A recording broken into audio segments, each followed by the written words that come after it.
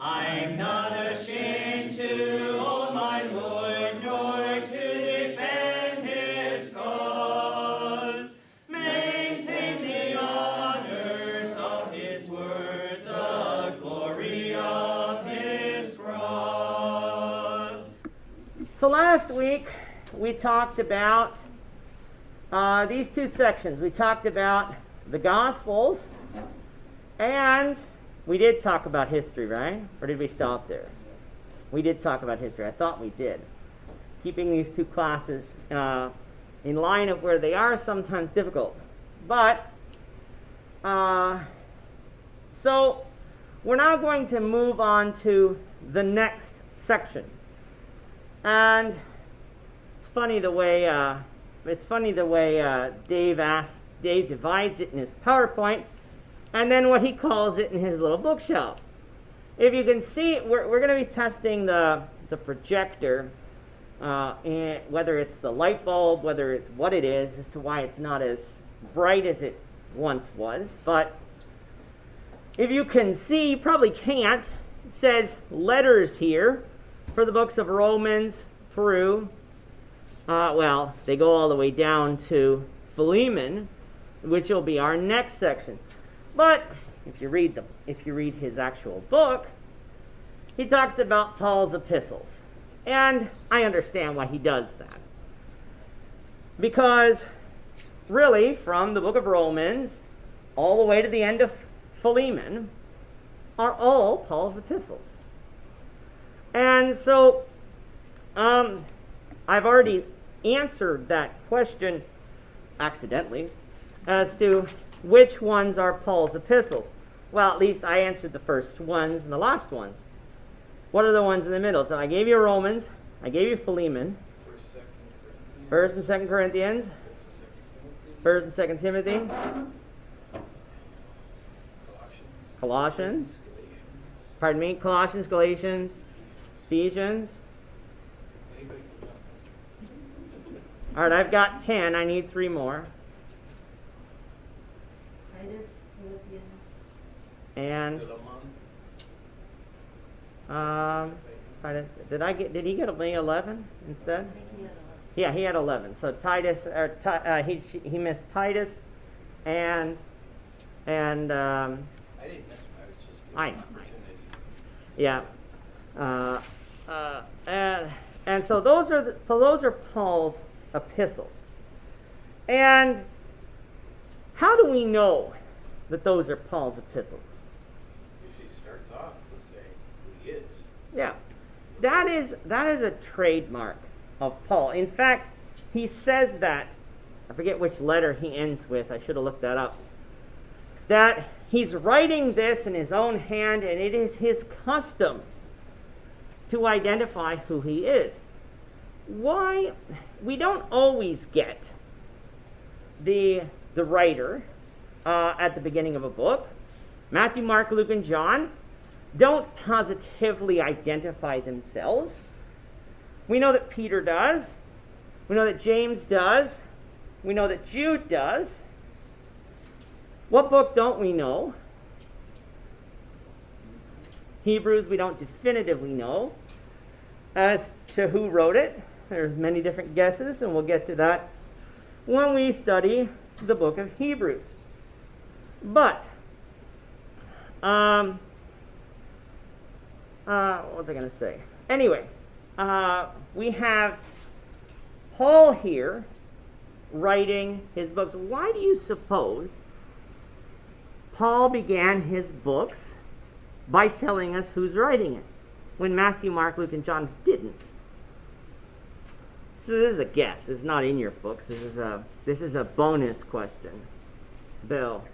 I wonder if it had to do with those that he was writing to at that time. Most of the Christians would have known of him, and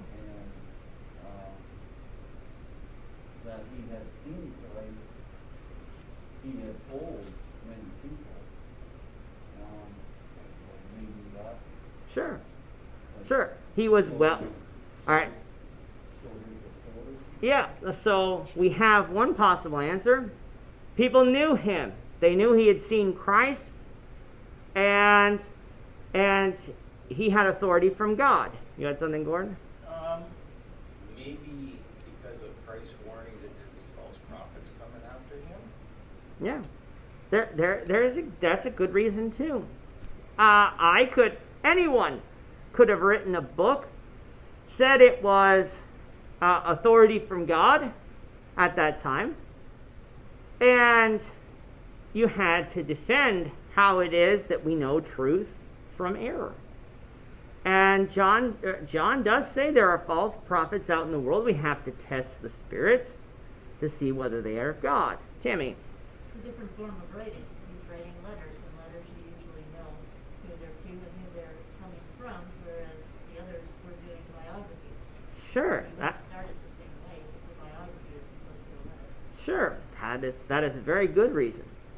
We often think Matthew, Mark, Luke, and John, and the books of Romans to Philemon, and even others are all written about the same. They're all about Jesus, and so they're all the same. They're not. You can tell Paul's writings from Peter's writings. The language is different. In fact, Peter says that Paul's writings sometimes are harder, that people rest with them because they're written differently. Sometimes they're a little harder. Didn't say they were impossible to know, but they're written a little differently. And as a letter, Paul is combating different things. He's dealing with different topics. But if we didn't have it in chapters and verses, we'd divide it into paragraphs. That's the way a letter is usually written. Sentences and paragraphs. And Paul's letters, some of them are short, some of them are long. And so when you write a letter, it is customary that you say it's from so-and-so. You usually, it begins a certain way. It begins with who it is, and it ends the way a letter says. Say hi to this person, or this person greets you. That's the way Paul's letters end. It's kind of like his own signature salutation. Sure. The way he words things, it's easy to identify that it's him that's actually writing. Sure. We have 13 of Paul's letters. From 1 Corinthians, or actually from 2 Corinthians. We know we don't have all of Paul's letters because he actually refers to a third letter to the Corinthians. We don't have that letter. The Holy Spirit didn't see fit to preserve that letter. We know, unless you take the stance that the book of Ephesians, or not the book of Ephesians, the book of, one of the books anyway, was the letter to Laodicea. We know from the end of Colossians that there was a letter by Paul to the church at Laodicea. We don't have that book. We don't need that book because God has given us all things that pertain to life and godliness. So if it was needed for us to be followers of Christ, God would have preserved it. But he preserved these 13 letters. And what is well, I guess I'll answer this question because people can't read my mind. Each of these letters was written to a specific church or to Christians. We know 1st and 2nd Timothy, Titus, and Philemon were written to Christians. I wish that thing wouldn't pop up at 9 o'clock. They were written to Christians, but the rest of them were written to churches. It usually starts, Paul, an apostle of Jesus Christ, to the church at Corinth, or to the church at Thessalonica, or to the church at Colossae. And so a lot of those instructions are to churches, even though interspersed in there's how to live as a Christian. But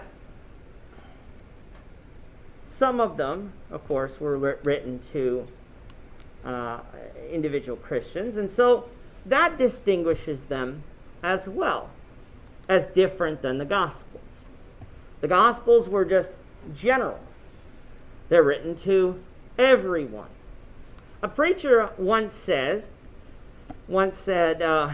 because they were written to churches, we have to make sure we understand that we're reading someone else's mail. If Dion writes a letter to me, the topic's aimed at me, whatever it is she wants to talk about. Now, it doesn't mean that if she allowed me to share the letter with other people, that you couldn't learn things from it. Maybe some I can't think off the top of my head, but it doesn't mean you can't learn things from it. But we have to be careful that we recognize, okay, some things might be specific to that church or to that person. We can learn a general principle from it, but let's not take it too far. That we think that or that we take something out of context and make it say something that it doesn't. And so, dealing with Corinthians, the Corinthians were very divisive. They divided over a lot of things. We can learn general principles of how a church ought to behave, but we shouldn't come along and assume that every church has the same problems as Corinth, or every church is this cookie cutter sort of, this is always the way people behave. We can get the general principles, learn what Paul was speaking to the specific church, and take what we can learn and apply it where it is needed. And so we always have to beware that not everything is aimed at us. Some things might be very specific. I always warn people when it comes to even the Gospels.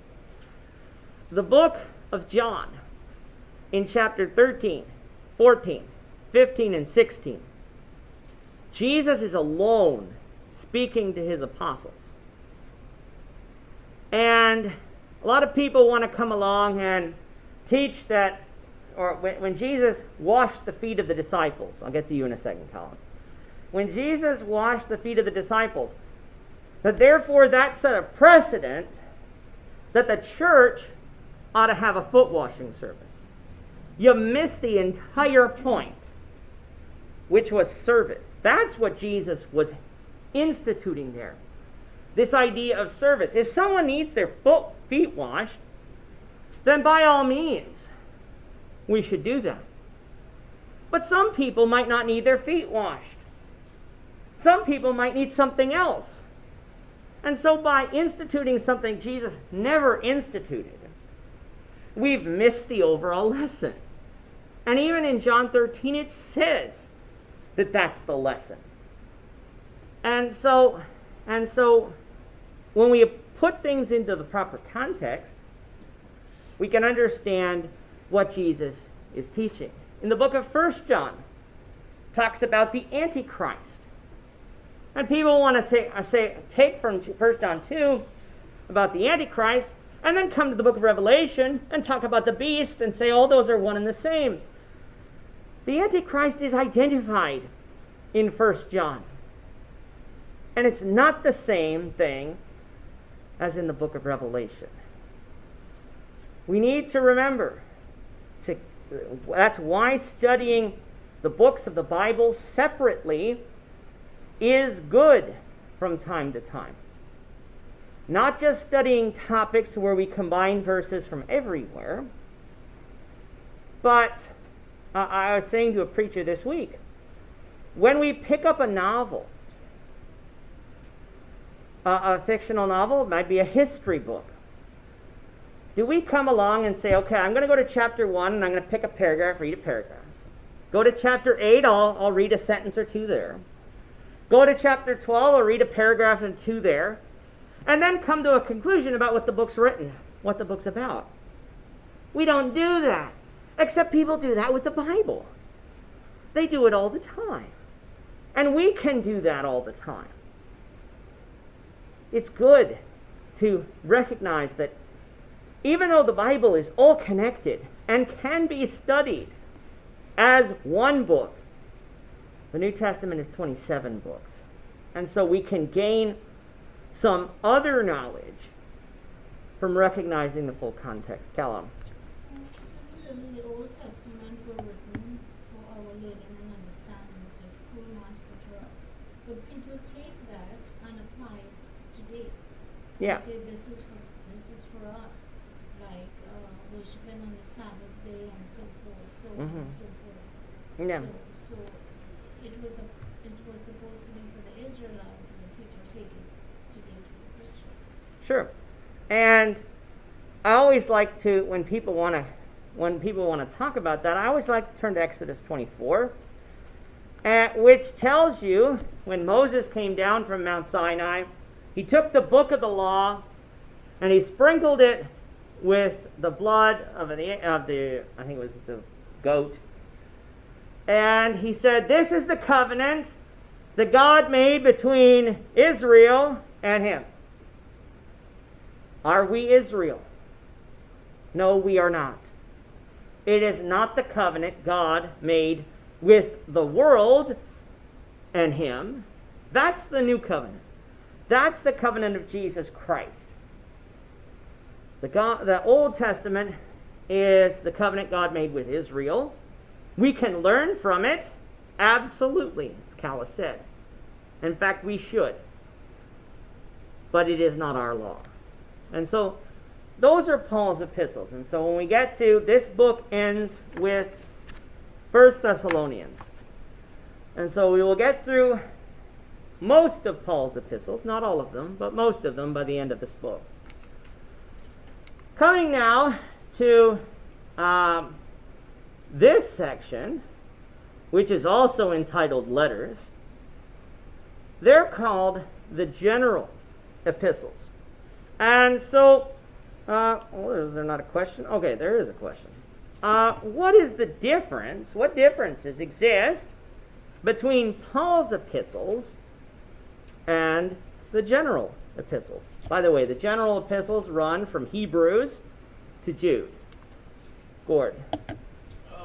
Usually Paul's epistles were written to a specific person or a group of persons, and the other ones, the general epistles were written to Christians.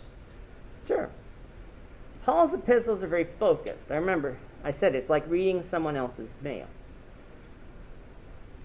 Hebrews through Jude are very generally written to Christians.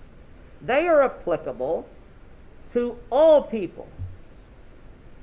We still need to carefully read them so that we don't come and say 1 Peter says this, Hebrews says this, and we take out of context what both people are saying.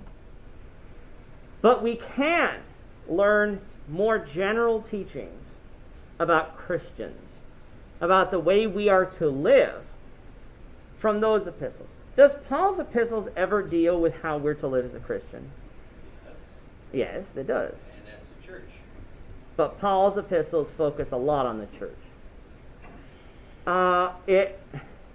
Corinthians, the first 4 chapters, dealt with division in the church and spiritual immaturity among the Christians as the root cause of division in the church.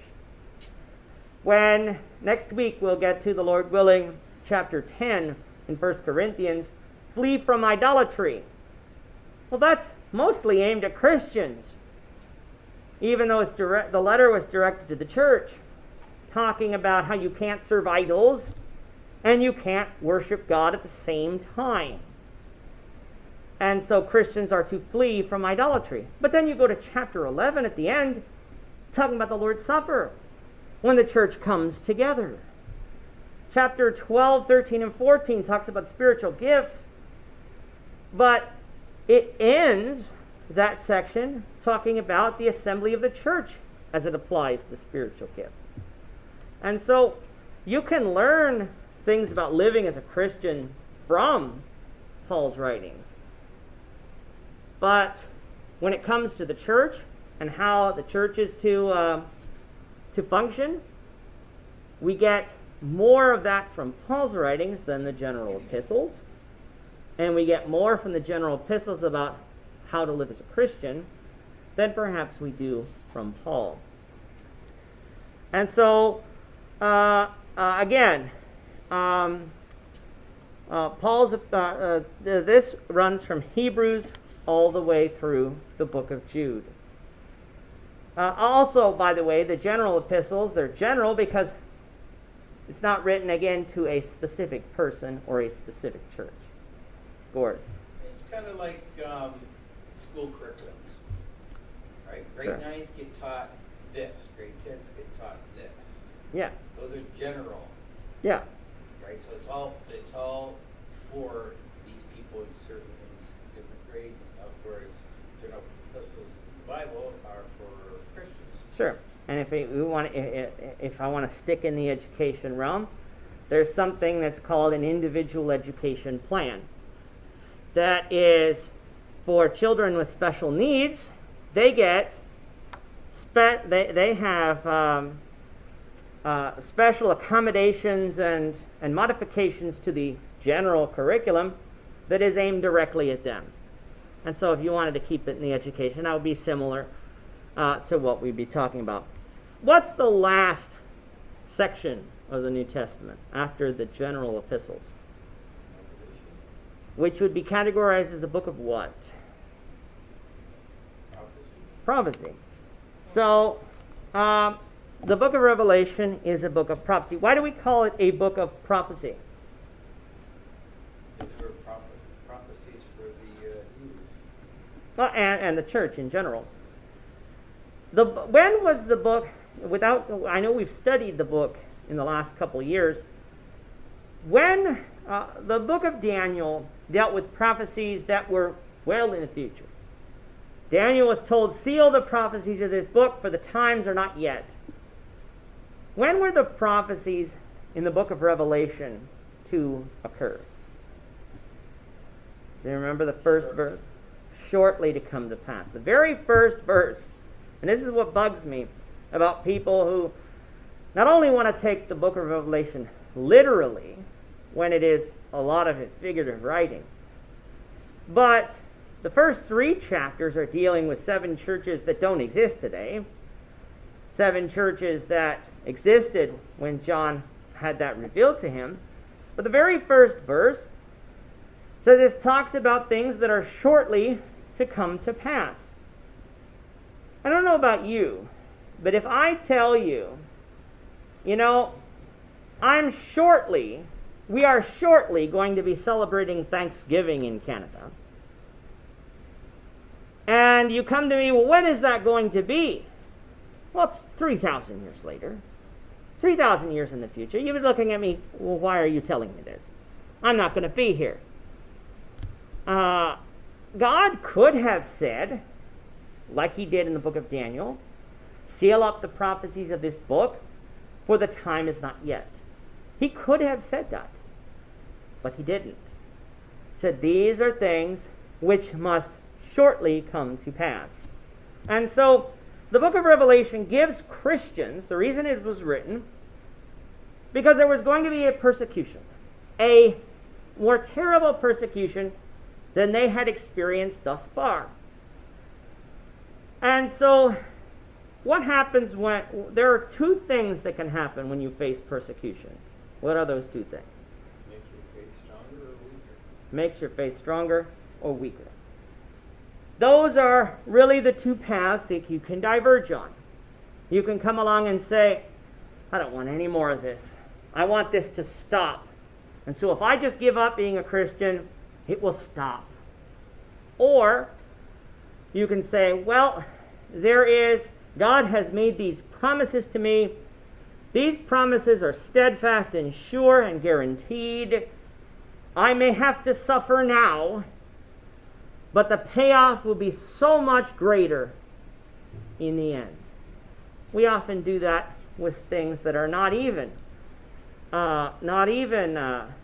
religious.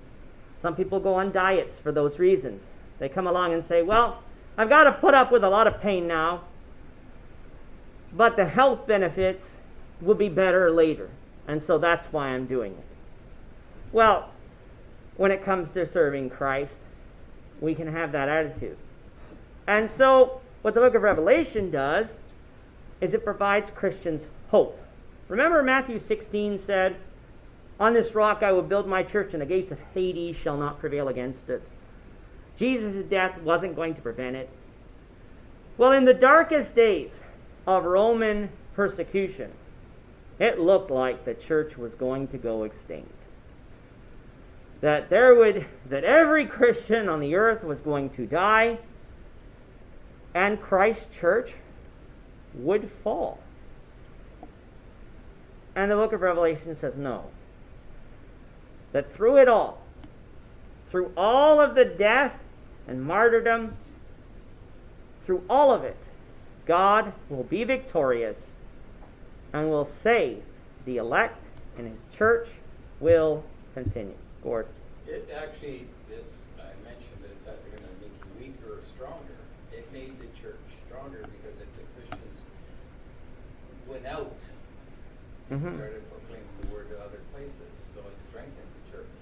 2,000 years later, the church that Jesus built still exists. Yes, there are false churches out there. But let's not come along and assume we're the only ones, that we are the only Christians standing for truth. There are thousands and thousands and thousands of Christians that we don't even know in places all over this world that will stand for truth. Yes, there are many people who don't. But let's not get discouraged in that. Let's go out and continue to teach and recognize that there are others who go out and do the same, and that we're on the same side with those who are following Christ and following the truth. And for those who are not, we're not enemies with them. We are trying to get them to follow Christ, trying to get them to see that they are not following the Bible. And if man can get by their pride in saying that I'm always right, no, our attitude should be God's always right. And that's who I will follow. I am on the Lord's side. Similar to Joshua. Doesn't you decide this day whom you will serve, but as for me and my house, we will serve the Lord. That should be our determination. But we go out and proclaim the message. Choose this day whom you will serve. And so the book of Revelation is the end of the New Testament. It will take us a while to get to the book of Revelation. In our podcast, we're here in the book of Luke. We're almost done the book of Luke. The Lord willing, in the next month we will be done, and then we will go back to the book of Numbers. Our goal is to walk through the Bible. You can see that there's quite a bit of walking still to do. Even though we've been going at this for 3 years. Next week we'll be entering the 4th year of this study. But because these first 10 books are rather long to go through, that's why it has taken so long. Some of these books are shorter, and it won't take as long to go through, while others are longer. So, we have the chronological arrangement of the New Testament, just like it was with the Old Testament. The Old Testament wasn't written chronologically. How was the Old Testament divided? You can cheat by looking up there. How is it divided?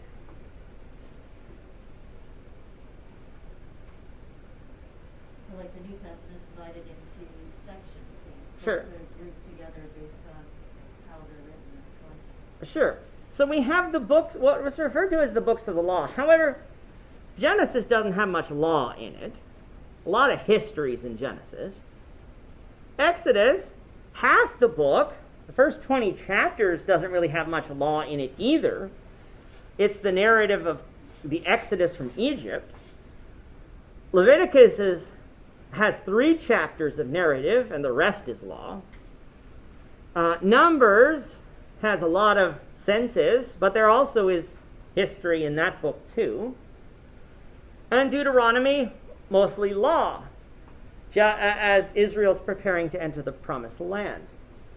So you start at Genesis and you go from the creation, and you end at Deuteronomy with Israel about to enter Canaan. The next, I can't count how many books that is, but anyway, the next set of books from Joshua to Esther deal with a lot of history. So you start with Israel entering the promised land at about 1406, and you end in Esther at around 450 BC. So 1,000 years happened between Joshua and Esther. We don't get a lot of law in those books. It's a lot of narrative. And so we get a lot of history. Poetry doesn't deal with any history. Not one. Not a little bit. We don't even know when Job was written. Was it pre-Moses? Post-Moses?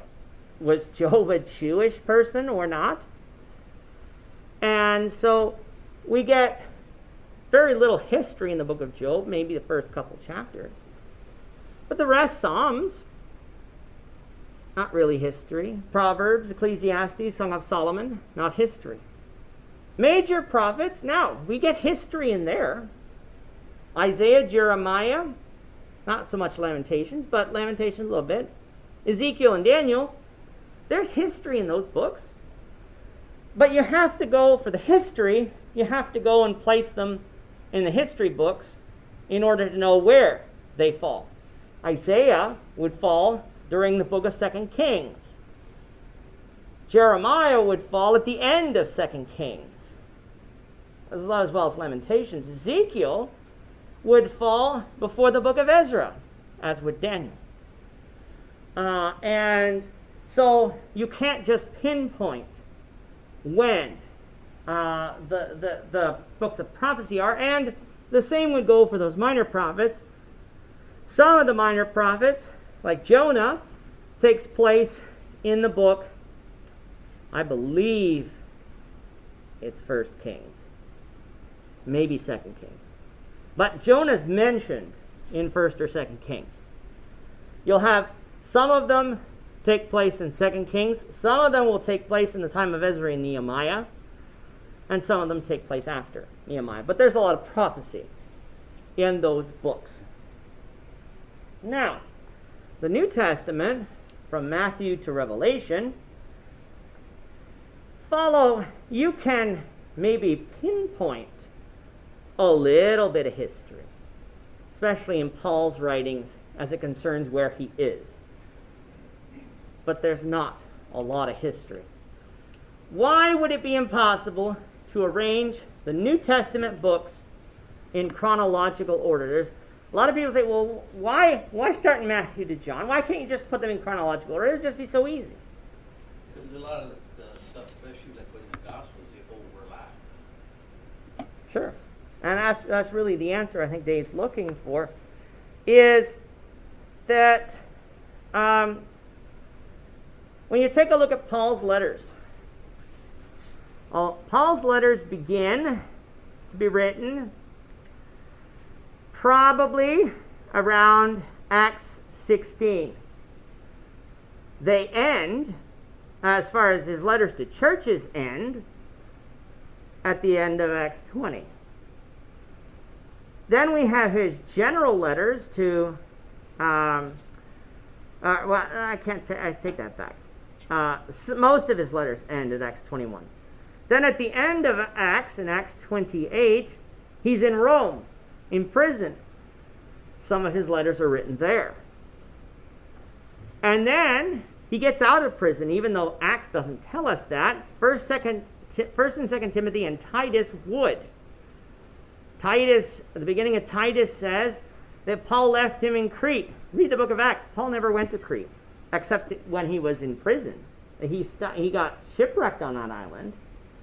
I don't think Titus was with him there. Luke was, but I don't think Titus is mentioned as being there. So that would tell us Paul, when he got out of prison, went to Crete with Titus and then went someplace else. The end of 2 Timothy, Paul is in Neapolis. And Neapolis is on the western end of the, I think that's the Adriatic. If you have Italy and you go across, I think it's the Adriatic there, you'll come to, on the other side, and the city of Neapolis is there. That's mentioned where Paul is. Well, Paul never was there anywhere in the book of Acts. He was always on the eastern end of Greece and going around the Mediterranean Sea there.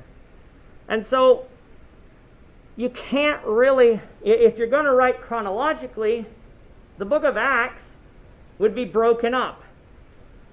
You can't do it. And so that's why that really cannot happen. But it is helpful, I'm going to finish this. It is helpful to understand when each book was written.